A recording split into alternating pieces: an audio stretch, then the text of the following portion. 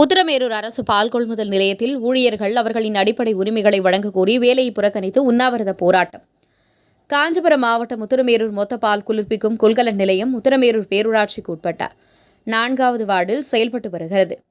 இங்கு திடக்கூலி அடிப்படையில் 10க்கும் மேற்பட்ட தொழிலாளர்கள் பணியாற்றி வருகின்றனர். சுமார் 20 ஆண்டுகளுக்கு மேலாக பணியாற்றி வரும் இந்த ஊழியர்களுக்கு சம்பள உயர்வு, பணி நிரந்தரம் உட்பட எந்த சலுகைகளும் வழங்கப்படவில்லை என்று கூறப்படுகிறது. இதுகுறித்து சம்பந்தப்பட்ட துறை அதிகாரிகளிடம் ஊழியர்கள் தொடர்ந்து கோரிக்கை மனு கொடுத்து வந்தனர். ஆனால் அதிகாரிகள் எந்தவிதமான பதிலும் சொல்லவில்லை என்று கூறப்படுகிறது.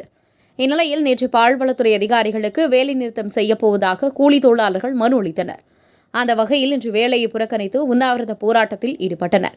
இதனால் பால் கொள்முதல் செய்வதில் கடும் சிரமம் ஏற்பட்டது. பொதுமக்கள் தாங்கள் கொண்டு வந்த பாலை விற்பனை செய்ய முடியாமல் திரும்பி சென்றனர். இதனால் சுமார் 10,000 லிட்டர் பால் கொள்முதல் தடைபட்டது. இந்நிலையில் ஆவின் பால் நிறுவனத்தின் செயல் அலுவலர் ஜெயவேல் ஊழியர்களிடம் பேச்சுவார்த்தையில் ஈடுபட்டார். அப்போது அவரை முற்றுகையிட்டு தொழிலாளர்கள் வாக்குவாதத்தில் ஈடுபட்டதால் பெரும் பரபரப்பு நிலவியது.